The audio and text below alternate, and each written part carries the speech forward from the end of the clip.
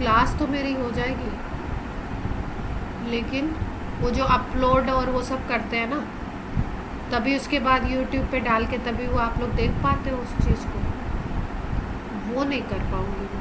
तो मैम अभी नहीं तो मैम कभी भी डाल दीजिएगा, बट हाँ। प्लीज इसको रिकॉर्ड कर लीजिएगा क्योंकि नहीं, अभी नेट नहीं लगा। रिकॉर्डिंग तो ऑन कर दी मैंने, है ना, रिकॉर्डिंग तो स्टार्ट हो गई अपनी। Okay ma'am. हाँ, लेकिन इसको मैं 1 हफ्ते के बाद ही डाल पाऊँगी, मतलब संडे को पहुँचूँगी वहाँ, तो आप मान के चलो कि आपको संडे को भी मैं दे सकूँ। अपना ये लेक्चर नंबर कौन सा है इसका? 4। लेक्चर नंबर 4 है। Yes ma'am.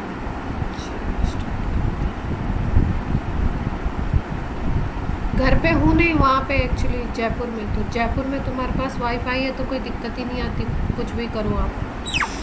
यहाँ पे थोड़ा सा मुझे प्रॉब्लम है। ठीक है, तो हमने बात करी थी पार्टिकल नेचर की और वेव नेचर की। हमने बात की थी कि कोई भी जो आपका पार्टिकल है, जैसे कि हमने बात की इलेक्ट्रॉन की, या अगर आपकी बात की जाए लाइट के पार्टिकल्स की, तो इनमें भी यही नेचर होता है। मतलब कभी तो ये दिखेंगे आपको ऐसा लगेगा कभी वेव है, और कभी आपको ऐसा लगेगा कि ये आपके क्या हैं, पार्टिकल। ठीक है, कभी इंटरफेरेंस और डिफ्रैक्शन दिखाई देगा, कभी आपको ये पार्टिकल की तरह दिखाई देंगे। तो इन सब डिस्कशन के बाद में जो डिस्कशन हुआ ये हुआ कि एटम्स के अंदर जो पार्टिकल्स हैं, इलेक्ट्रॉन, प्रोटॉन, न्यूट्रॉन, और स्पेसिफिकली अगर इलेक्ट्रॉन की बात की जा रही है तो इलेक्ट्रॉन में दोनों तरीके का नेचर होता है। इसीलिए जब कभी भी उसको किसी आप प्रोजेक्टर पे देखोगे, उसको किसी आप उसके इमेज को देखोगे, जिसको हम लोग बोलते हैं, अगर केमिकल लैंग्वेज में बोले तो उसको हम बोलते हैं स्पेक्ट्रम। ठीक है, स्पेक्ट्रम को अगर हम उसके देखते हैं तो हमें वो वेव जैसा दिखाई देता है। ठीक है, और भी बहुत सारी प्रॉपर्टीज़ होती हैं जो क्या करती है, पार्टिकल नेचर को शो करती है। तो इन सब चीज़ों की बात हुई, तो उसके बाद बोला गया कि एक बात कर रहे हैं हम लोग कि इलेक्ट्रॉन क्या है। इलेक्ट्रॉन एक चार्ज है, और कभी भी अगर कोई मूविंग चार्ज है,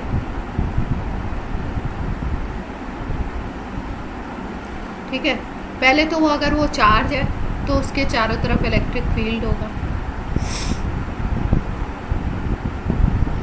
और अगर वो चार्ज मूविंग चार्ज है, तो उसके चारों तरफ मैग्नेटिक फील्ड भी जनरेट होगा। Moving charge can generate a magnetic field. ठीक है, अब ये जो मूविंग चार्ज है, अगर ये पार्टिकल है तो अलग बात है, पर अगर ये वेव है, ठीक है, तो अगर ये वेव होता है तो इससे एसोसिएटेड वेव को हम लोग बोलते हैं EM wave, electro magnetic wave. आवाज आ रही है सबको? अब यस मैम। इलेक्ट्रोमैग्नेटिक वेव का जो हम लोग मतलब समझते हैं, वो क्या समझते हैं कि ईएम वेव होगी कौन सी वेव, कोई भी ऐसा वेव जिसमें अगर हम बात करें कि मान लो वेव इस डायरेक्शन में जा रही है, कितने एक्सिस होते हैं अपने पास, एक्स वाई जेड, 3 एक्सिस की बात करते हैं हम लोग। Yes ma'am. मान लो ये एक्स एक्सिस है, ये वाई है, और ये जेड है। ठीक है, 3 डायरेक्शंस हो गए। अब अगर ये जो मूविंग चार्ज है या ये जो वेव है, इस वेव में इलेक्ट्रिकल कंपोनेंट की बात करो, यानी कि जो आपका इलेक्ट्रिक फील्ड जनरेट हो रहा है, मैग्नेटिक कंपोनेंट की बात करो, और तीसरा वो वेव किस डायरेक्शन में प्रोपगेट हो रही है, किस डायरेक्शन में आगे बढ़ रही है, उसकी बात करो। तो ये तीनों डायरेक्शन इसमें परपेंडिकुलर होते हैं।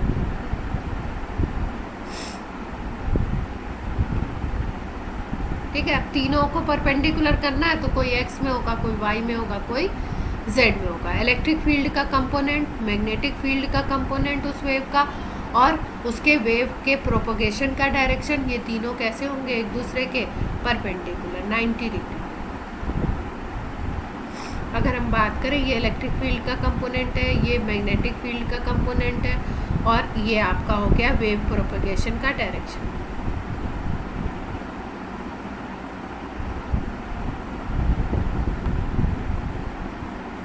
तो ये तीनों किस पे होंगे? 90।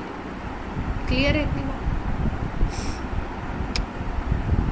अब देखो, अगर इसको देखें हम लोग, तो देखो ये एक्स एक्सिस दिखाई गई है, ये वाई एक्सिस दिखाई गई है, जेड एक्सिस दिखाई गई है। अगर देखो इस तरीके से हम लोग देखते हैं कुछ ऐसे, मान लो वेव ऐसे जा रही है इस डायरेक्शन, ठीक है, और एक आपका ये ऊपर की तरफ, ठीक है, मान लो इलेक्ट्रिक फील्ड का कंपोनेंट इधर है, और एक आपका फ्लैट डायरेक्शन है।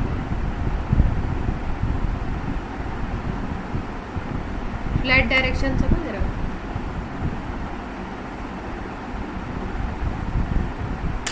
जैसे मान लो कि वेव चल रही है इस डायरेक्शन में, ठीक है, एक आपका इलेक्ट्रिक फील्ड का कंपोनेंट ऐसे है, ठीक है, मैग्नेटिक फील्ड का कंपोनेंट उसके ऐसे है, और इसका डायरेक्शन इस तरीके से सीधे जा रहा है, तो इसको हम लोग क्या बोलेंगे?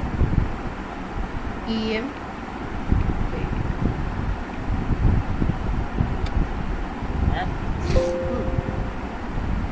मैम किसी चीज़ का कंपोनेंट जैसे हम लोग वेक्टर्स में पढ़ते थे, वो एक्स कंपोनेंट वाई कंपोनेंट होता था, तो यहाँ पे एक कैसा कंपोनेंट है?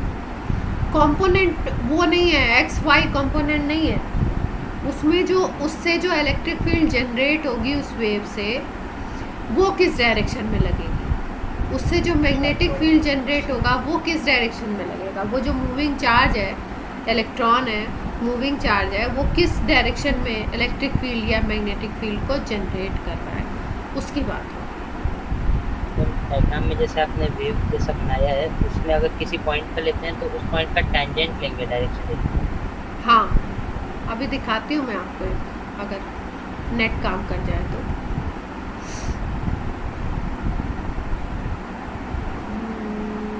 इसमें नेट पे बड़े अच्छे अच्छे से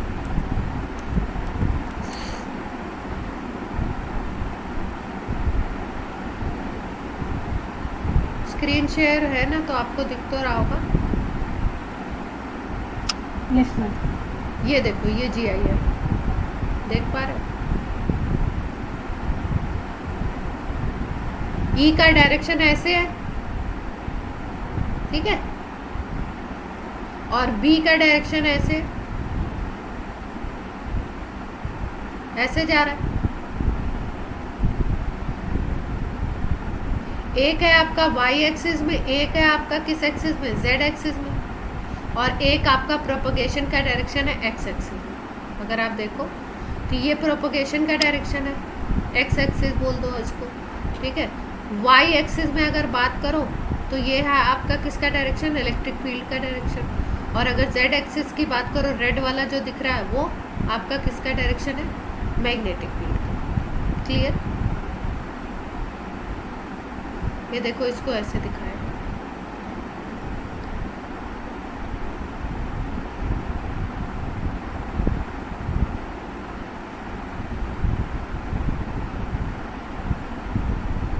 बात क्लियर हो गई क्या? तो क्लोज कर दो इसको। यही है, मैक्सिमम में सब में ऐसे ही दिखाएंगे, जैसे ये बात। 3 डायरेक्शन दिखाई गई है। देखो, ये लाइट फिरोजी काइंड ऑफ, ये वाला ये डायरेक्शन है। एक आपका ये ग्रीन डायरेक्शन दिख रहा है ऐसे, और एक रेड है। तीनों एक दूसरे के क्या है? परपेंडिकुलर। किसी पे भी किसी को ले लो तो आपका तीनों परपेंडिकुलर होने चाहिए, then it is called electromagnetic wave. Clear है बात? Yes ma'am. अब ये इलेक्ट्रोमैग्नेटिक वेव एक्चुअली तो है एक वेव, तो वेव में क्या क्या प्रॉपर्टीज़ होती है उसको हम लोग थोड़ा सा डिस्कस कर लेते हैं। कि अगर इलेक्ट्रोमैग्नेटिक वेव है इलेक्ट्रॉन, तो इलेक्ट्रॉन या लाइट के पार्टिकल्स अगर इलेक्ट्रोमैग्नेटिक वेव बनाते हैं, इलेक्ट्रोमैग्नेटिक वेव जनरेट करते हैं, तो उसमें क्या क्या प्रॉपर्टीज़ होंगी। किसी भी वेव को अगर डिनोट करना होता है तो हम इस तरीके से डिनोट करते हैं, ठीक है। इसमें देखो कुछ हाईएस्ट पॉइंट होते हैं और कुछ लोएस्ट पॉइंट होते हैं, ठीक है। अगर हम लोग प्रेशर के टर्म्स में बोलते हैं, फिजिक्स में हम लोग पढ़ते हैं प्रेशर के टर्म्स में कि कुछ पॉइंट्स ऐसे होंगे जहाँ पे हाईएस्ट प्रेशर होगा, तो उसको हम लोग बोलते हैं क्रेस्ट, और कुछ पॉइंट्स ऐसे होंगे जहाँ पे लोएस्ट प्रेशर होगा, तो उसको हम लोग क्या बोलते हैं, ट्रॉफ्स। वेव के टर्म्स में अगर वैसे बोलो तो कुछ पॉइंट्स ऐसे होंगे जहाँ पे मैक्सिमम एम्पलीट्यूड मिलेगा आपको ऊपर की तरफ पॉजिटिव डायरेक्शन में, और कुछ पॉइंट्स ऐसे होंगे जहाँ पे निगेटिव डायरेक्शन में मैक्सिमम एम्पलीट्यूड मिलेगा, ठीक है, मैक्सिमम डिस्प्लेसमेंट मिलेगा जिसको हम एम्पलीट्यूड बोलते हैं। तो ये हाईएस्ट वाले जो पॉइंट है उनको क्रेस्ट बोलते हैं, लोएस्ट वाले जो पॉइंट है उनको ट्रॉफ्स बोलते हैं। इतनी बात क्लियर है सबको? अब हम लोग बात करते हैं वेवलेंथ की। तो अब वेव है तो वेवलेंथ होगा। वेवलेंथ क्या होता है? वेवलेंथ अगर हम लोग 2 कॉन्जिक्यूटिव आपके क्रेस्ट ले लो या 2 कॉन्जिक्यूटिव ट्रॉफ्स ले लो, उनके बीच के डिस्टेंस को कवर करें तो उसको हम लोग क्या बोलते हैं, लैम्डा, और that is called wave. Clear है? Distance between any 2 consecutive crest और troughs that is called wavelength, lambda. Questions में आपको आएंगे स्ट्रॉन्ग में, मीटर में, सेंटीमीटर में, नैनोमीटर में, पिकोमीटर में, किसी में भी दे सकते हैं। आपको फॉर्मूला पता होना चाहिए कि 1 एंगस्ट्रॉम इज इक्वल टू होता है 10⁻⁻10 metre, 1 nanometre is equal to होता है 10⁻⁻9 metre, 1 picometre is equal to होता है 10⁻⁻12 मीटर। क्लियर है? तो वेवलेंथ कोई भी आप कॉन्जिक्यूटिव क्रेस्ट ले लीजिए या कोई भी कॉन्जिक्यूटिव, उसको वेवलेंथ बोलते हैं। ये अपर पॉइंट क्रेस्ट है आपके, और लोअर पॉइंट आपके क्या है, ट्रॉफ्स। कोई भी 2 ले लो, उनके बीच का डिस्टेंस है, ये ले लो, ये ले लो, ये ले लो, लगातार होने चाहिए बस।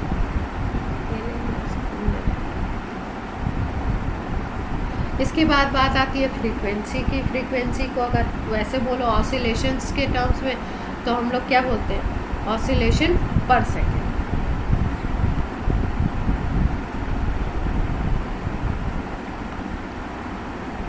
यही तो बोलते हैं, नंबर ऑफ ऑसिलेशन पर सेकेंड। आवाज़ आ रही है सबको? Yes sir. बीच बीच में यस मैम, नो मैम कुछ बोलते रहना, क्योंकि ये नेटवर्क का इशू है। तो पता चला कि मैं तो बोल रही हूँ और मामला गड़बड़ है, ठीक है। तो नंबर ऑफ ऑसिलेशंस पर सेकेंड हम लोग बोलते हैं फ्रीक्वेंसी, ठीक है। दूसरे तरीके से भी इसको डिफाइन कर सकते हो, आप बोल सकते हो number of waves passing through a point in 1 second, ठीक है। कोई भी नंबर ऑफ वेव्स आप देख लो, अगर किसी पॉइंट से कितनी नंबर ऑफ वेव्स जा रही हैं कितने टाइम में, 1 सेकेंड में, उसको हम बोलते हैं फ्रीक्वेंसी, ठीक है। न्यू से डिनोट करते हैं इसको, या न्यू पढ़ते हैं।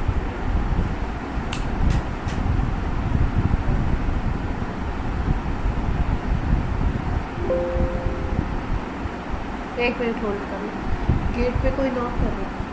और यहाँ पे नहीं बैठना, यहाँ पे नहीं बैठना। हेलो,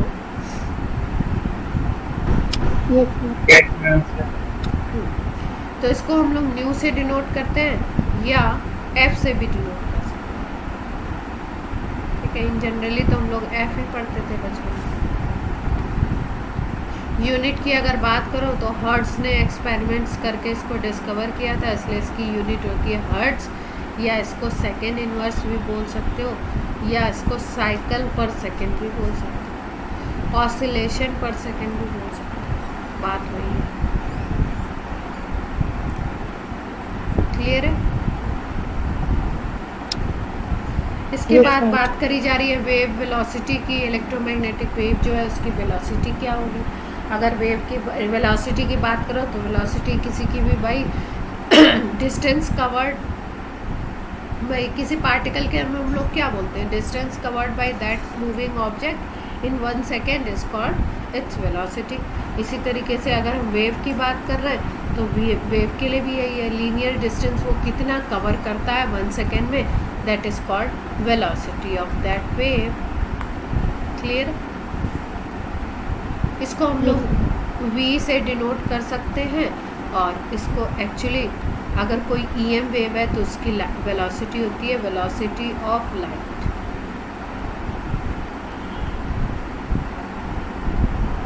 ठीक है, जिसको हम c से डिनोट करते हैं 3 × 10⁸ सेंटीमीटर पर सेकेंड।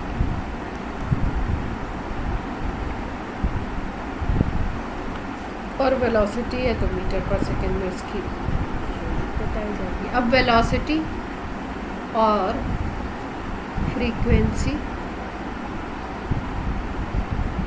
और लैम्डा में ये रिलेशन होता है, v = f लैम्डा, या ऐसे भी लिख सकते हो c = new. Velocity = frequency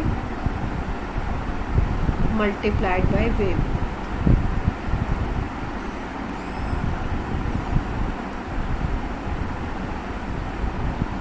ma'am कोई प्रोपोर्शनलिटी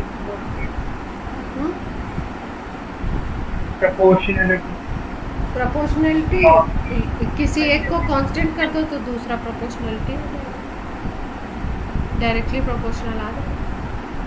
कांस्टेंट तो सी रहेगा ना, कांस्टेंट सी रहेगा। नहीं, यहाँ पे कोई कांस्टेंट नहीं है।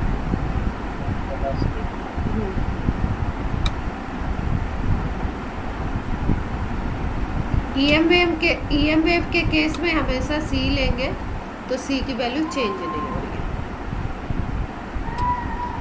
दो वैल्यूज हैं आपका, जिसका मल्टीप्लिकेशन कांस्टेंट क्या आएगा, c। तो आपने सिर्फ इलेक्ट्रोमैग्नेटिक वेव के लिए लिखा। हाँ। अगर एम्पलीट्यूड की बात करो तो maximum distance covered in one direction, उसको हम लोग क्या बोलते हैं, एम्पलीट्यूड। जैसे कि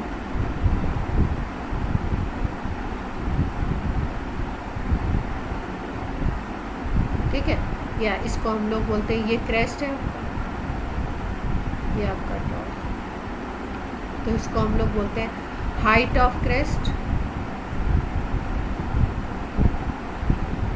और you can say depth of crest.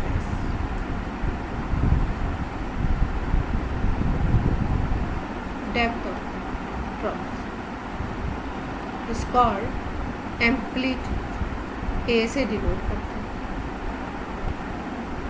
ठीक है, अब लेंथ है ये भी तो मीटर में होगी यूनिट, और अगर हम लोग बात करें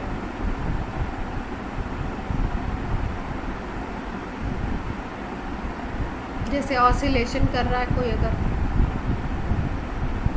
ये पेंडुलम है, इसमें अगर हम लोग देखते हैं पेंडुलम इधर गया, ठीक है, आपने फोर्स लगा के छोड़ दिया, पेंडुलम इधर जाएगा, फिर मीन पोजीशन पे आएगा, फिर इधर आएगा मीन पोजीशन पे। ठीक है, तो एक डायरेक्शन में जितना मैक्सिमम डिस्टेंस वो चलेगा उसको हम लोग क्या बोलेंगे, एम्पलीट्यूड। यहाँ से ये हो गया, ठीक है, इधर वाला ये भी। क्लियर है बात?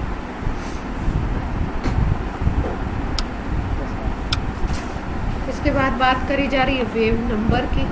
वेव नंबर क्या होता है? Wave number is defined as number of waves present in 1 centimetre length. अगर आप 1 सेंटीमीटर लेंथ लेते हो तो वहाँ से कितना वेव्स गुजर रहा है, number of waves past in 1 centimetre length, that is called wave number। ठीक है, इसको ऐसे भी लिखते हैं न्यू बार भी। ठीक है। और ये होता है 1/λ। न्यू बार का फॉर्मूला क्या होता है? 1/λ। इसका मतलब आप ऐसे भी लिख सकते हो, लैम्डा इनवर्स लिख सकते हो। तो यही बात देखो यहाँ पे डेफिनेशन में लिखी है। और it will be equal to reciprocal of wavelength का रेसिप्रोकल निकाल दो तो उसको हम लोग क्या बोलते हैं? Wave number. या अगर वैसे डिफाइन करो तो 1 सेंटीमीटर लेंथ में नंबर ऑफ वेव्स कितनी पास हो रही है उसको बोलते हैं हम लोग वेव। इसके बाद ये रिलेशनशिप है आपका वेलोसिटी और आपका फ्रीक्वेंसी में, ये बता चुके हैं अभी आपको पहले। इन दोनों में डिफरेंस समझना है। जैसे इसको यहाँ v लिख दिया है ना, और ये दिस इज़ न्यू, ऐसे थोड़ा घूमा हुआ है तो ये न्यू है, ये फ्रीक्वेंसी की बात है। और ऐसे सिंपल वेलोसिटी लिखा हुआ है, ऐसे v लिखा हुआ है तो ये तो बाई वेलोसिटी, ठीक है। ये ऐसे लिखा हुआ तो clear.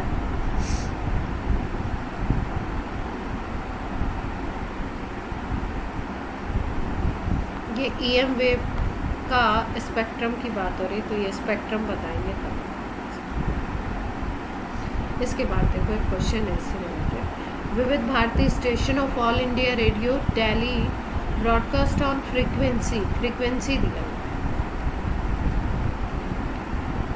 1368 kilo hertz. Frequency kilo hertz में दी हुई तो इसको हर्ट्ज में कन्वर्ट कर लेते हैं, 10⁻³ से मल्टीप्लाई कर दें।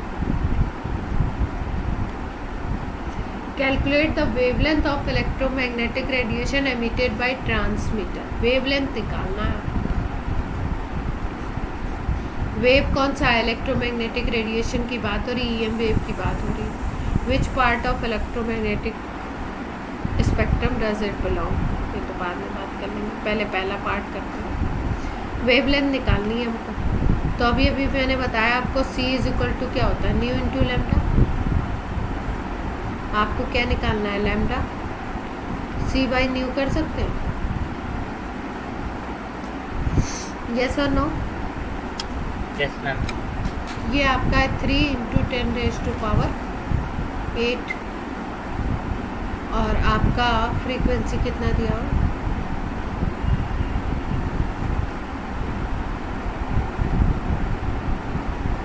क्लियर है?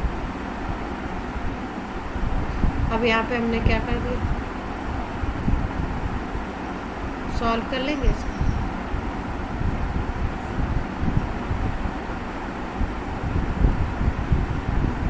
किस में आ जाएगा? मीटर में। Easiest question. अब ये जो वेवलेंथ आएगी, स्पेक्ट्रम में कई सारे कलर होते हैं, कई सारी रेज होती हैं, तो उनकी रेंज होती है जिसको आपको याद करना पड़ेगा, बताऊंगी जब स्पेक्ट्रम। तो सेकंड पार्ट इसका हम लोग तब कर लेंगे कि भाई ये जो वेवलेंथ आ रही है इलेक्ट्रोमैग्नेटिक स्पेक्ट्रम में कहाँ पे कौन से इसमें बिलोंग करेगी। वही जैसे कॉस्मिक में जाएगी, गामा में जाएगी, एक्स में जाएगी, यूवी में जाएगी, विजिबल में किस रेंज में आएगा वो बताना है। 2 पार्ट्स में क्वेश्चन। इसके बाद नेक्स्ट क्वेश्चन है आपका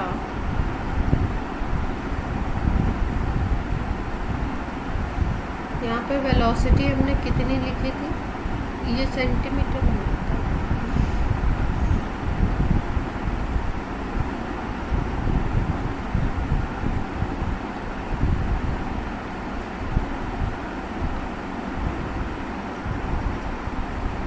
नेक्स्ट क्वेश्चन कौन बताएगा? वेव नंबर बताना है और फ्रीक्वेंसी बतानी है। येलो रेडिएशन है कोई, उसका वेवलेंथ गिवन है। कोई ट्राई करना चाहता है?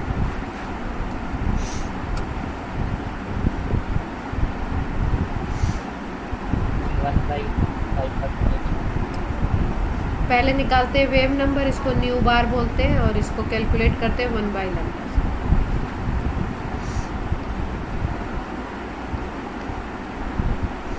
तो लैम्डा दिया हुआ है ये, तो इसको एंगस्ट्रॉम को मीटर में कन्वर्ट कर लें।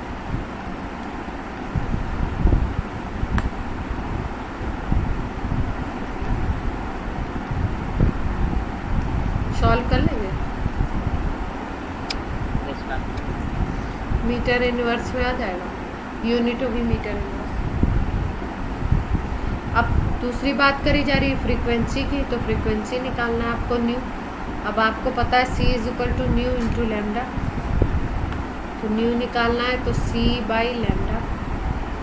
सी आपका है 3 इंटू 10⁸ और लैम्डा आपका ये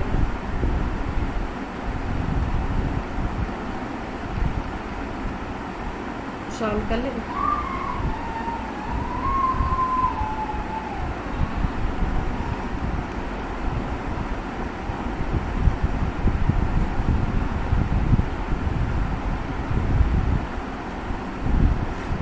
किस में आ जाएगा, सेकेंड इनवर्स या हर्ट्ज भी। क्लियर है? Yes ma'am. कुछ था ही नहीं, इजी पीजी क्वेश्चन है, हल हुआ क्वेश्चन, इससे इजी कुछ नहीं हो सकता है।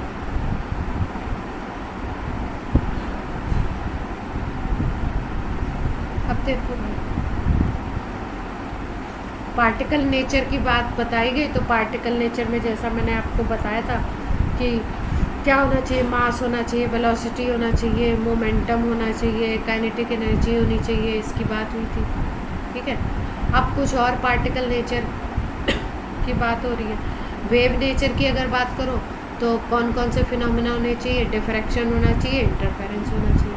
डिफ्रैक्शन क्या था, डिफ्रैक्शन था आपका कि किसी भी ऑब्स्ट्रक्शन अगर आता है वेव के पाथ में, और या कोई इसको स्लिट मिलता है, कोई पोल मिलता है, कोई होल मिलता है, कोई पोर मिलता है, तो वहाँ पे अगर वेव मूव कर रही है तो वहाँ पे थोड़ी सी उसके एज पे थोड़ी सी बेंड हो जाती है। This bending of wave is called difference. Interference की बात आपको बताई थी कि इंटरफेरेंस होता है टू वेव्स अगर ओवरलैप करती हैं, वो इन फेज हो या आउट ऑफ फेज हो, तो दोनों केसेस में एक में होता है कंस्ट्रक्टिव और एक में होता है डिस्ट्रक्टिव, जिसमें एम्पलीट्यूड जुड़ करके बड़ा एम्पलीट्यूड बना लेते हैं दोनों वेव्स का। मान लो एक का 5 है, एक का 4 है, और दोनों ऐड होके 9 एम्पियर का एम्पलीट्यूड बना लिया उन्होंने, 9 मीटर का एम्पलीट्यूड बना लिया, तो उसको बोलेंगे कंस्ट्रक्टिव इंटरफेरेंस। और अगर एम्पलीट्यूड डिडक्ट हो जाते हैं, मतलब माइनस हो जाते हैं, सपोज एक का 5 है दूसरे का 3 है, और जब फाइनल वेव बनती है तो उसका 2 आ जाता है, 5 - 3, तो उसको बोलते हैं हम लोग डिस्ट्रक्टिव इंटरफेरेंस। एक इन फेज में होगा, एक आउट ऑफ फेज में होगा। इन फेज का मतलब होता है कि आपका वो 0 डिग्री के एंगल पे हो, और आउट ऑफ फेज का मतलब होता है कि दोनों वेव्स आपके इस तरीके से मूव कर रही है कि वो 180 के डिग्री के। कोई कुछ पूछ रहा है?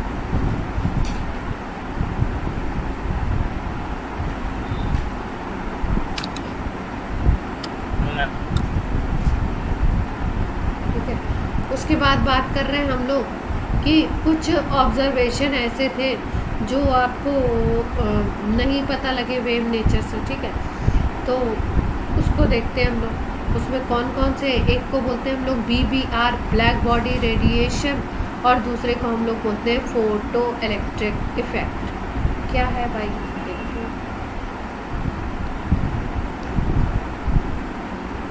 BBR। ठीक है, BBR की अगर बात करो, ब्लैक बॉडी रेडिएशन की अगर बात करो, तो सबसे पहले हम लोग बात करते हैं BB की। ब्लैक बॉडी होता क्या है? सबसे पहली बात, ये जो ब्लैक बॉडी है ये एक आइडियल कॉन्सेप्ट है। आइडियल कॉन्सेप्ट का मतलब समझ रहे हैं क्या? बताइए आइडियल का मतलब।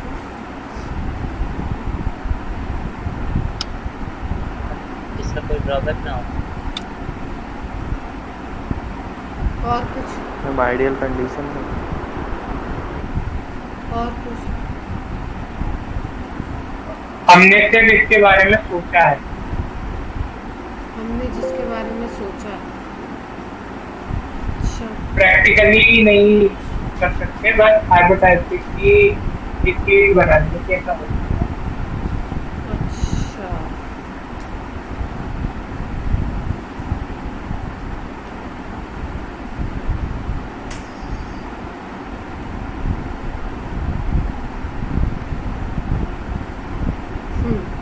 देखो आइडियल कंडीशन क्या है, आइडियल मतलब हाँ जो जैसा आप सोचते हो कि ऐसी चीज़ होगी, ठीक है, या किसी चीज़ की अगर हम परफेक्ट की बात करें, ठीक है, तो परफेक्ट का मतलब कि ऐसा होगा, जैसे हमने बोला किसी चीज़ को कि ये स्फेरिकल है, ठीक है, किसी काम के लिए हम किसी ऑब्जेक्ट को लेते हैं और उसको हमने सोचा कि वो स्फेरिकल होगा, तो आप परफेक्ट स्फेयर की बात करो, ठीक है, उसमें कोई डिस्टॉर्शन आ जाए, यानी कि कहीं से अगर वो स्फेयर दब जाता है या कहीं से थोड़ा आउटवर्ड हो जाता है, उसकी रेडियस वगैरह कहीं पे चेंज आ जाती है, तो वो तो आइडियल कॉन्सेप्ट हुआ नहीं। आइडियल स्फेयर का मतलब वो बिल्कुल स्फेरिकल हो, शेप वगैरह प्रॉपर जैसा स्फेयर का होता है वैसा होना चाहिए। तो इसी तरीके से ब्लैक बॉडी एक आइडियल कॉन्सेप्ट है। अब ये आइडियल क्यों है उसकी बात करते हैं हम लोग कि भाई आइडियल क्यों बोलते हैं। देखो कोई भी जो ब्लैक बॉडी होती है ना, वो इस तरीके की होती है कि अगर ये एक बीबी है, ब्लैक बॉडी है, अगर इसके ऊपर कोई रेडिएशन पड़ रहा है, ठीक है, कोई वेव पड़ रहा है, ठीक है, मान लो ये 3 वेव्स हैं जिसमें एक λ1 वेवलेंथ की है, दूसरी λ2, ये तीसरी है λ3। तो इसके ऊपर जितने भी वेवलेंथ्स आपके डाले जाते हैं या पड़ते हैं, वो वेवलेंथ ये सबको एब्जॉर्ब कर लेता है, ऑल वेवलेंथ्स। दूसरी चीज़, जब ये वेवलेंथ एब्जॉर्ब कर लेता है तो थोड़े टाइम बाद अगर आप देखो तो थोड़े टाइम बाद इन्हीं वेवलेंथ्स को ये क्या करेगा, एमिट भी कर देगा, अपने अंदर से बाहर भी निकाल देगा।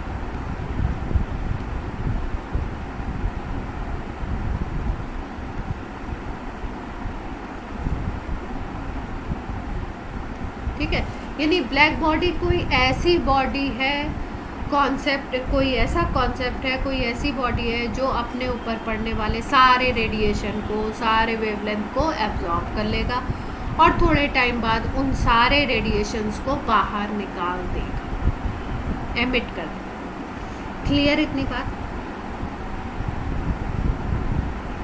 लेकिन अगर नेचर में देखा जाए, मतलब अपने आसपास देखा जाए, नेचर में बहुत सारी स्टडी की गई तो ये देखा गया कि ये एक आइडियल बात है, कोई भी ऐसा नहीं होता है जो जितने वेवलेंथ्स को सबको एब्जॉर्ब करे वो सबको एमिट करे, ठीक है, या वो सबको एमिट कर रहा है तो वो सबको एब्जॉर्ब भी कर रहा है, ऐसा मतलब कॉन्सेप्ट नहीं देखा गया। तो इसीलिए इसको हमने क्या बोला, ब्लैक बॉडी, मतलब कोई ऐसी बॉडी जो सारा एब्जॉर्ब करे रेडिएशन को, जो भी उसके ऊपर पड़ रहा है, और सारे को कुछ टाइम बाद एमिट कर दे, उसको ब्लैक बॉडी बोलते हैं। लेकिन नेचर में ऐसी कोई बॉडी पॉसिबल नहीं है, इसलिए बोला गया कि ये आइडियल कॉन्सेप्ट है। इतनी बात क्लियर हो।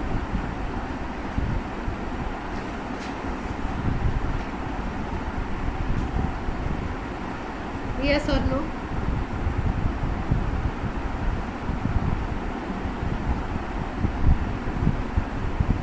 ब्लैक बॉडी होगी कैसे, मान लो ये कोई बॉडी है, यहाँ से कोई रेडिएशन एंटर कर गया, ये घूमता रहेगा इधर उधर इधर उधर, इसी में घूमता रहेगा, घूमते घूमते थोड़ी देर बाद ये निकल जाएगा। जो लैम्डा इसमें एंटर किया वो लैम्डा इससे बाहर, ठीक है, तो इसको क्या बोलोगे आप, डी। और इससे जो रेडिएशंस होंगे, जो वेव के फॉर्म में रेडिएशन निकले, उनको हम लोग बोलते हैं black body radiation.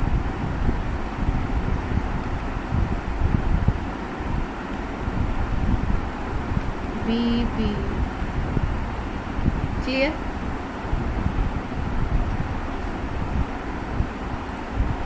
Yes ma'am. अब देखिए, अब हम बात कर रहे हैं exact frequency distribution of emitted radiation. जो एमिट हो रहा है रेडिएशन, उसका फ्रीक्वेंसी कैसा होगा अगर उसकी बात करें ब्लैक बॉडी के, तो वो डिपेंड करता है टेम्परेचर पे, मतलब वो कौन सी फ्रीक्वेंसी एमिट करेगा, किस फ्रीक्वेंसी को एमिट करता है, वो डिपेंड करेगा किसके ऊपर, केवल टेम्परेचर।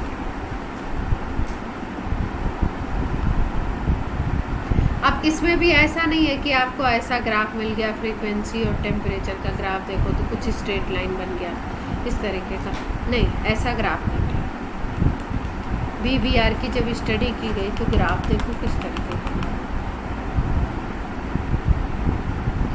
इस तरह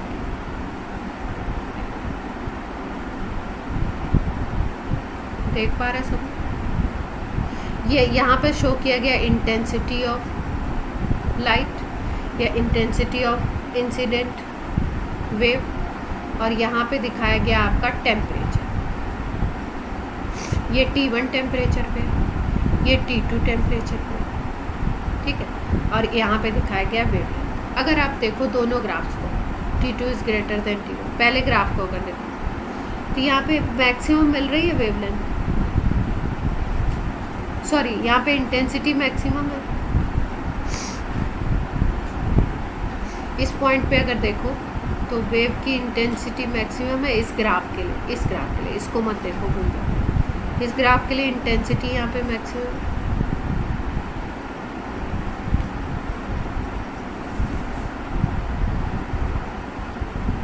और अगर बात करें हम लोग इस ग्राफ के लिए, तो इस ग्राफ के लिए इंटेंसिटी मैक्सिमम कहाँ पे है, यहाँ पे।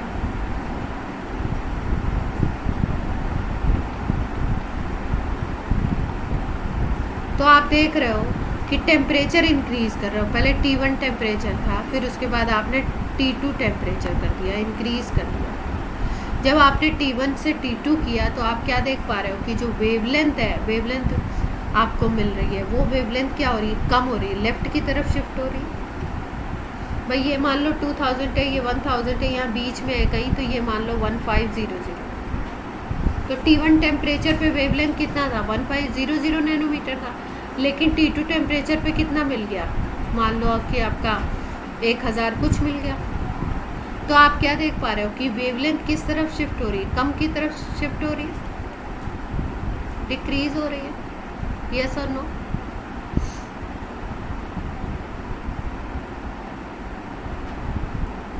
आवाज आ रही है सबको?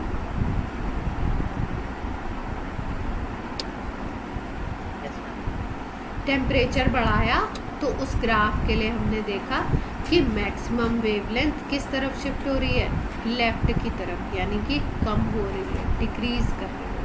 पहले थी 1500 नैनोमीटर T1 टेम्परेचर पे, अब T2 टेम्परेचर पे जो मैक्सिमम हम लोग देख रहे हैं इंटेंसिटी वाली लाइट, वो एमिटेड जो होगी वो 1000 की हो गई अप्रॉक्सीमेटली वेवलेंथ की।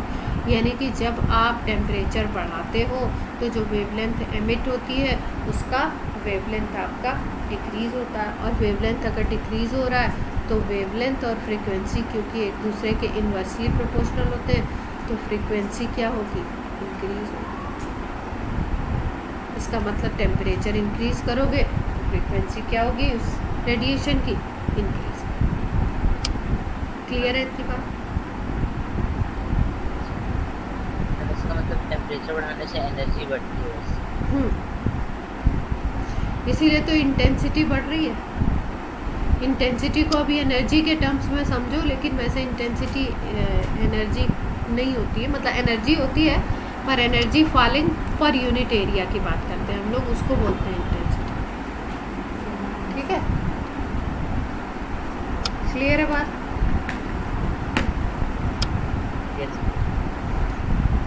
तो ये बात हुई बीबी। हाँ, जैसे अगर वेवलेंथ बढ़ाते जा रहे हैं तो मतलब ग्राफ ऐसे क्यों है, ऊपर है फिर नीचे है, ऊपर है फिर नीचे है? तो आपने जैसे फ्रीक्वेंसी और लैम्डा का जो रिलेशन दिखाया उससे जब हम ग्राफ निकाल रहे हैं तो समझ में नहीं आ रहा। दिखाते हैं अभी तुमको अच्छे से।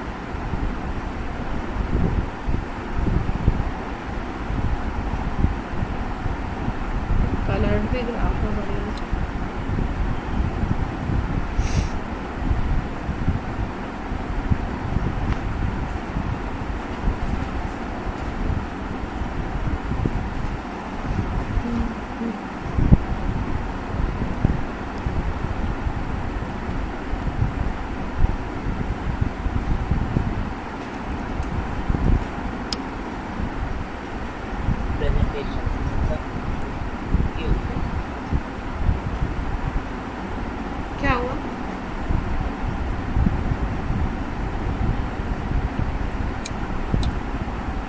कोई गड़बड़ हो गई?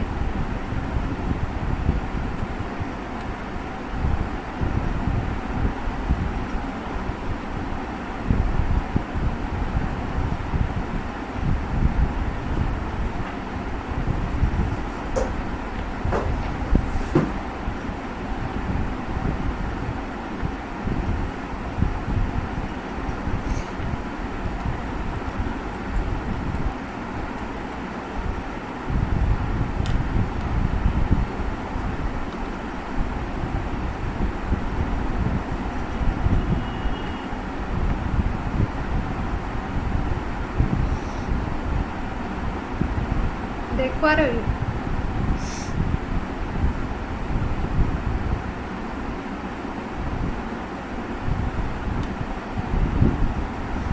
ये वाला ग्राफ है।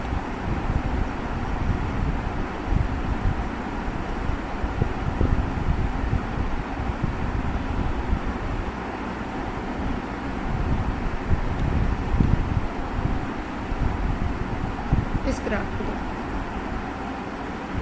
यहाँ पे देखो वेवलेंथ शो किया गया है इस तरफ, और इस तरफ इंटेंसिटी शो की गई है, एनर्जी समझ लो इसको। देखो इंटेंसिटी की यूनिट क्या लिखी हुई है, किलो वाट स्टेरेडियन करके कुछ लिखा हुआ है, मीटर इनवर्स, ठीक है, मीटर -2, मतलब पर यूनिट एरिया कितना एनर्जी आपका, मान लो किसी 100 मीटर स्क्वायर पे आपका 200 जूल अगर फॉल करता है रेडिएशन, तो उसकी इंटेंसिटी बोलोगे तो क्या आ जाएगा, 200 डिवाइडेड बाय 100 मीटर स्क्वायर, उसको हम लोग बोलेंगे इंटेंसिटी, ठीक है।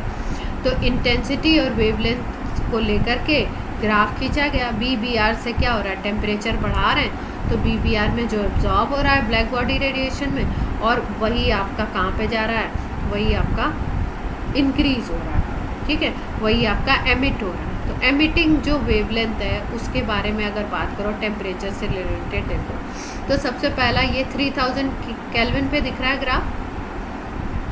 दूसरा अगर ग्राफ देखो तो 3000 पे देखो ये एकदम फ्लैट है ग्राफ, फ्लैट सही है, थोड़ा सा पीक मिल रहा है यहाँ पे, ठीक है।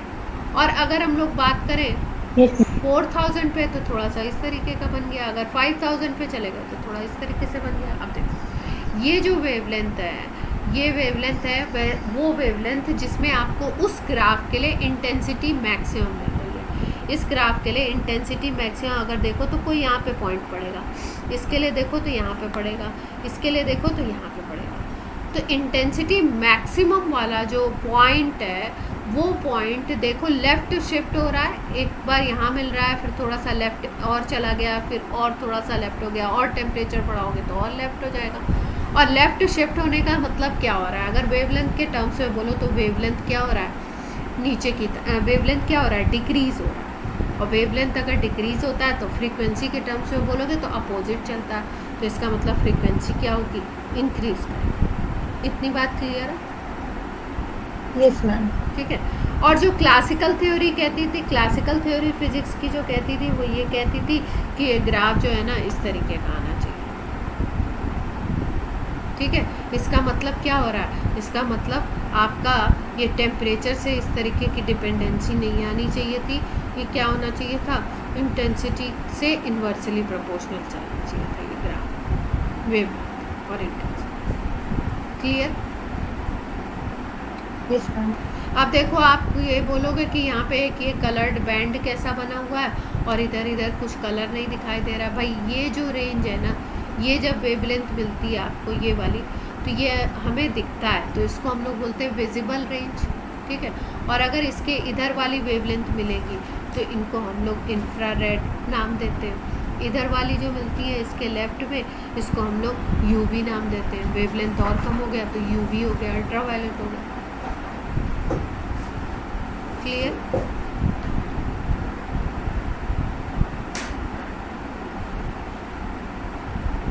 कुछ थोड़ी बहुत बात समझ आई? Yes ma'am. बाकी लोग बताएं। Yes ma'am. Yes ma'am.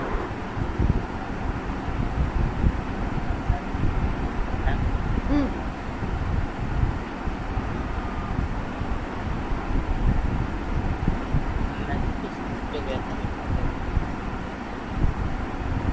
कहाँ चले गए थे? ग्राफ देखा?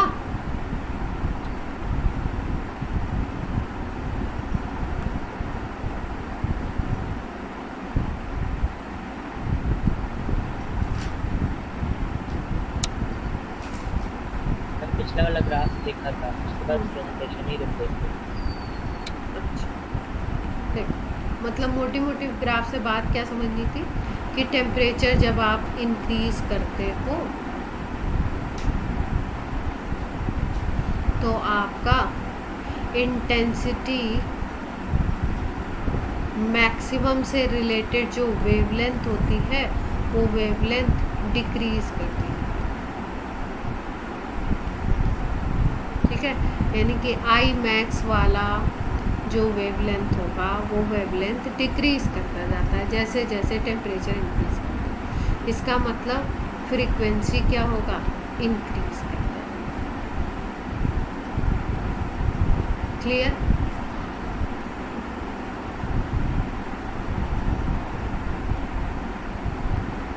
अब ये जो बीबीआर की थ्योरी थी ना, ये पार्टिकल नेचर को तो सेटिस्फाई करती थी कि पार्टिकल नेचर, लेकिन जब वेव के बारे में इन चीज़ों को देखा गया, अगर आप इलेक्ट्रॉन को वेव मान लो तो इस तरीके से एमिशन या एब्जॉर्प्शन नहीं हो रहा, पैटर्न ही कुछ अलग था। एटम का जब स्पेक्ट्रम देखा गया, एटम को देखा गया वेव की तरह मान के, तो उसका कुछ पैटर्न ही अलग था। इस तरीके से जो आपका एमिटिंग लाइट है वो इस तरीके से एमिट नहीं होती है, इसलिए इस तरीके से डिक्रीमेंट आपका लैम्डा में नहीं आता। अगर आप पार्टिकल मानते हो किसी चीज़ को तो ये रे आता है, लेकिन अगर वेव मानते हो तो ये चीज़ नहीं है। अब उसका भी रीज़न पढ़ेंगे। दूसरा एक फिनोमेना है पार्टिकल नेचर से रिलेटेड, जिसको हम बोलते हैं फोटो इलेक्ट्रिक इफेक्ट। सुना है कभी इसके बारे में? फोटो इलेक्ट्रिक इफेक्ट के बारे में सुना है? क्या होता है? No. Yes, ma'am. क्या होता है?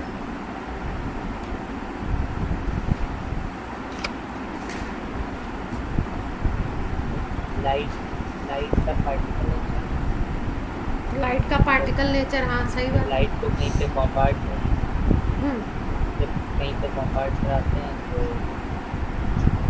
एनर्जी निकलती है फोटॉन से। नहीं मैम, लाइट जब कोई किसी सरफेस पे पड़ती है तो उस सरफेस में एनर्जी होती है तो इलेक्ट्रॉन बाहर आता है। इलेक्ट्रॉन बाहर। और कोई बताना चाहता है कुछ? मैम अपने जब मेटल के ऊपर जब लाइट की बीम पड़ती है तो उससे अपने इलेक्ट्रॉन इजेक्ट होते हैं, उस एनर्जी को अपन थ्रेशोल्ड एनर्जी कहते हैं। ये प्रोसेस होता है मैम। देखो हर्ट्ज ने काम करा था इसके ऊपर, आइंस्टीन ने काम करा था बहुत ज़्यादा फोटो इलेक्ट्रिक इफेक्ट पे। होता क्या है बात करते हैं हम लोग, हमने सही सही बताया।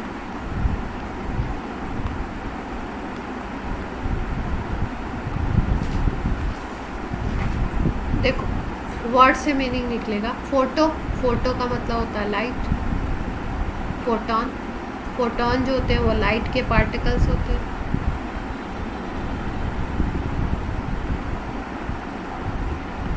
ठीक है, तो यानी कि बात की जा रही है लाइट की। इलेक्ट्रिक का मतलब इलेक्ट्रिक करंट जनरेट होगा।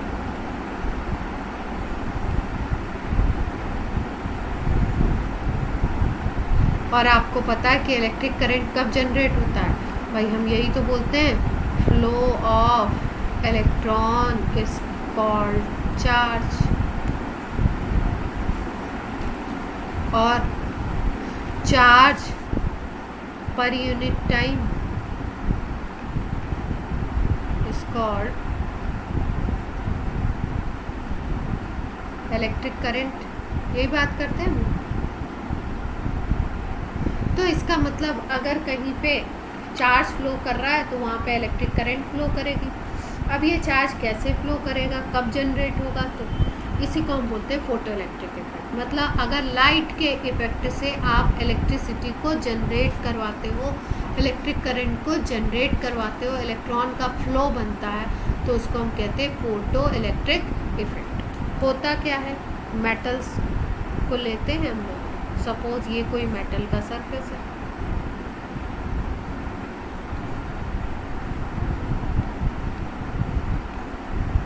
ठीक है, इसके ऊपर सनलाइट पड़ रहा है आपको,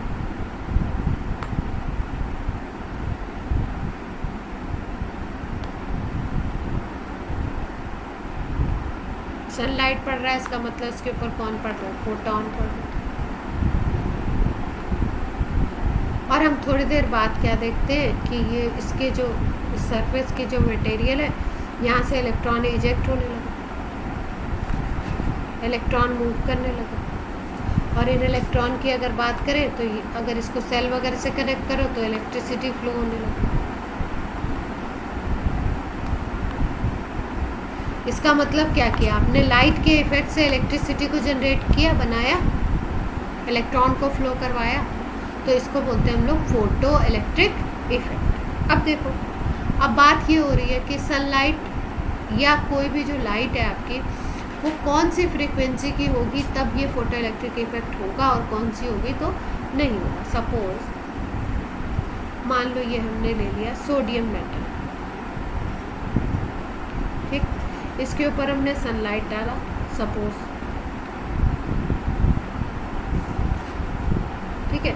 अब इस सनलाइट पे जो एनर्जी है वो मान लो है 200 जूल, और सनलाइट जा रहा और थोड़ी देर तक हम वेट करते रहे तो इलेक्ट्रॉन नहीं निकला,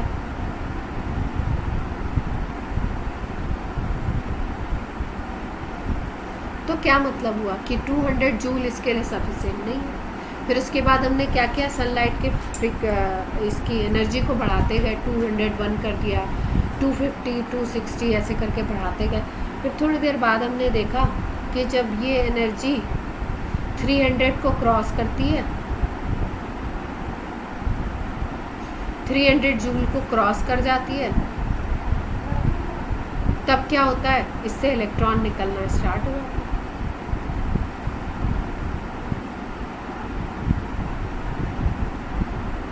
तो इससे क्या पता लगा कि भाई फोटो इलेक्ट्रिक इफेक्ट ऐसा नहीं है कि आप कोई भी फोटोन डाल दो किसी भी मेटल सरफेस पे तो वहाँ से इलेक्ट्रॉन इजेक्ट होने लगेगा और फोटो इलेक्ट्रिक इफेक्ट स्टार्ट हो जाएगा, फोटो इलेक्ट्रिक करंट जनरेट हो जाएगी।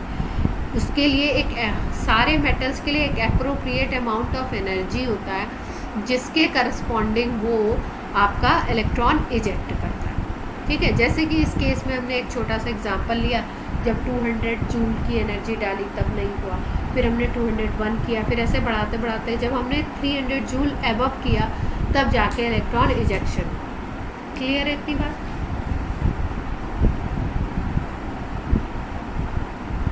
Yes, ma'am. तो इसका मतलब फोटो इलेक्ट्रिक इफेक्ट होने के लिए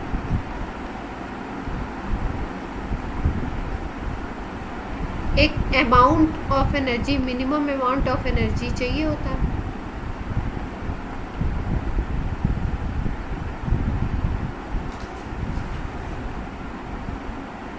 energy required to occurrence of photoelectric effect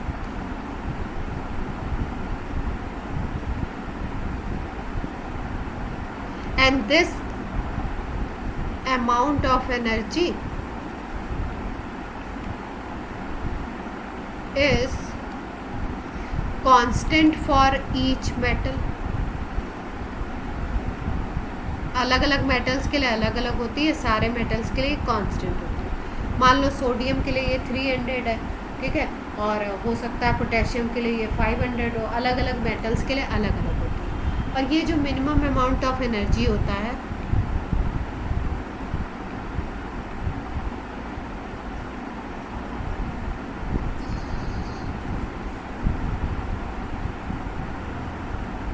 इसको बोलते हैं हम वर्क फंक्शन।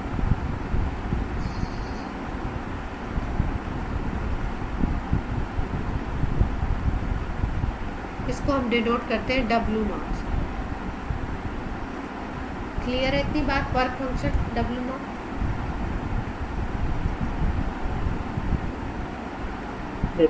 Yes. मतलब वो अमाउंट ऑफ एनर्जी जो किसी भी मेटल से इलेक्ट्रॉन को इजेक्ट करवा दे, फोटो इलेक्ट्रिक इफेक्ट क्रिएट करवा दे, फोटो इलेक्ट्रिक करंट जनरेट होने लगे, इलेक्ट्रॉन फ्लो होना स्टार्ट कर दे सनलाइट के डालने पे, तो उस सनलाइट की जो एनर्जी होगी that is called work function. और ये सारे मेटल्स के लिए वर्क फंक्शन अलग अलग होता है।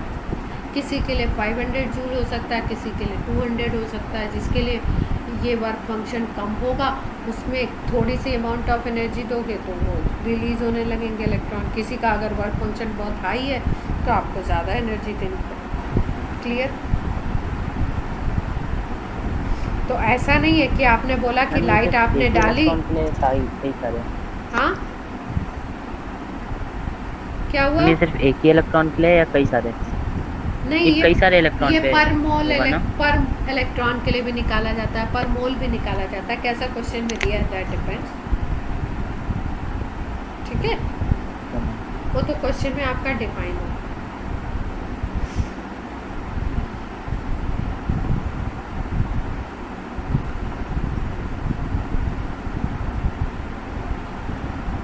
अब देखो एनर्जी की तो हमने बात कर ली, वर्क फंक्शन बोलते हैं हम लोग इसको, और वर्क फंक्शन का फॉर्मूला होता है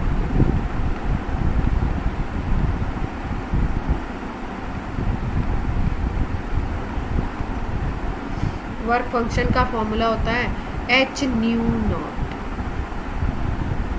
एच होता है प्लैंक कांस्टेंट,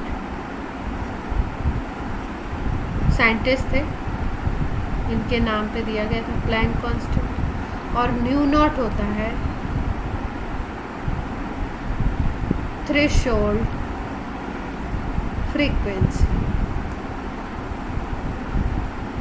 जैसे मिनिमम अमाउंट ऑफ एनर्जी की बात की गई है ना, वैसे ही मिनिमम फ्रीक्वेंसी की बात की जाती है। मतलब इट इज़, अगर थ्रेशोल्ड फ्रीक्वेंसी की बात करो तो क्या होती है?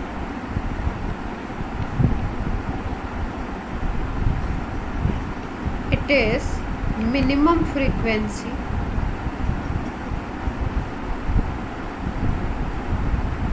of light that is required to eject electron from metal surface।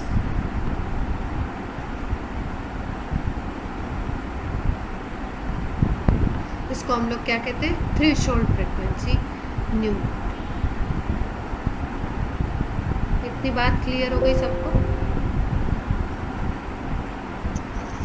Yes ma'am. अब आगे की बात हम लोग नेक्स्ट टर्न पे करेंगे अपने वेंसडे। अच्छा, वेंसडे को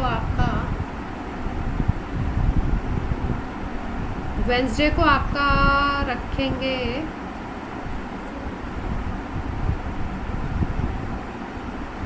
वेंसडे को ऑफ रखना था, तो आप लोग वेंसडे को टेस्ट क्यों नहीं देते रहे?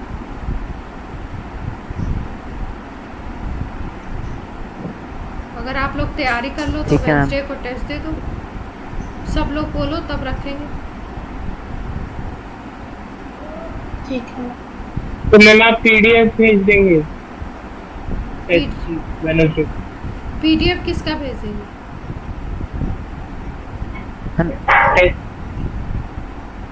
वो तो एमसीक्यू टाइप होगा ना मैम? हाँ एमसीक्यू होगा।